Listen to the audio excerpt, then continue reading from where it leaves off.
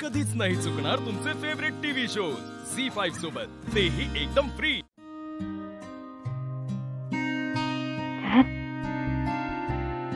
I'm so sorry ओवी, तुला जेव्हा माझी गरज होती नेमका त्याच वेळेस मी नव्हतो। त्यावेळी खरंच तुझी खूप आठवण येत होती। असं वाटत होतं that you should be here with me. खरंच खूप आठवण काढली तुझी। ओवी मला माफ कर, मला माहिती आहे मी त्या लायक नाहीये, पण तरीही ओवी बाळा, मी खूप विचित्र परिस्थितीत अडकलो होतो, त्यामुळे मला समजलंच नाही तुझ्या स्टॅबिंग बद्दल। आणि जेव्हा कळलं मी तेव्हा लगेच निघून आलो इकडे। ओवी आता मी तुला एकटं नाही सोडणार, आपण दोघंही लंडनला परत जाऊयात।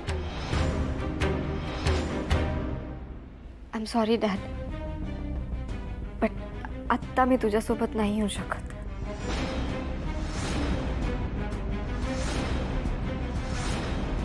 ओवी अगं तू काय बोलतेयस? Dad please listen to me. Ovi माझं ऐक, तू हट्ट करू नकोस ओवी प्लीज। डॅड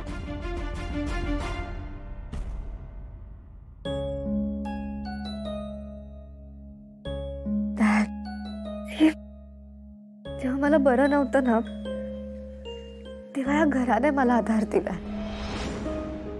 अगदी ताईचीने सुद्धा माझी काळजी घेतली। आणि फक्त उमा मावशी नाही, दादा, मंजू काकी, बंधू काका, श्रीनिवास, डुग्गूने सुद्धा माझी काळजी घेतली आहे डॅड। एव्हरीवन वाज जस्ट देयर फॉर मी। आणि उमा मावशी मला त्रास होऊ नये म्हणून रात्रभर बसून तिने हे ड्रेसेस शिवलेत माझ्यासाठी। मला बरं नसायचं तेव्हा मॉम जशी डे नाईट माझ्या शेजारी बसून राहायची ना, तशीच उमा मावशी होती। एव्हरी डे रात्री माझ्या जवळ झोपायची। डॅड मी तुझ्यासोबत आले असते, पण ताईची जाण्यामुळे आता उमा मावशी खूप अपसेट आहे। ताईची फक्त तिची सासू नव्हती, तिची आई होती। आणि आई गेल्यावर मुलीला काय फील होतं हे माझ्यापेक्षा बेटर अजून कोण समजू शकतं। डॅड आता माझ्या मावशीला इमोशनल सपोर्टची गरज आहे। आणि मी असंच निघून जायचं? No dad, I can't come with you. Please मला इथे राहू दे।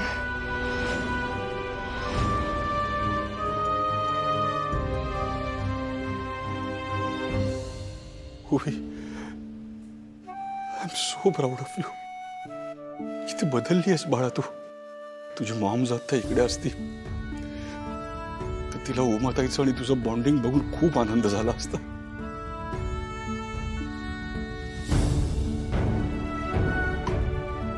खूप काही केलंय ग उमाताईने आमच्याकरता। झी5 ॲप डाउनलोड करा आणि पहा सर्व एपिसोड्स एकदम फ्री।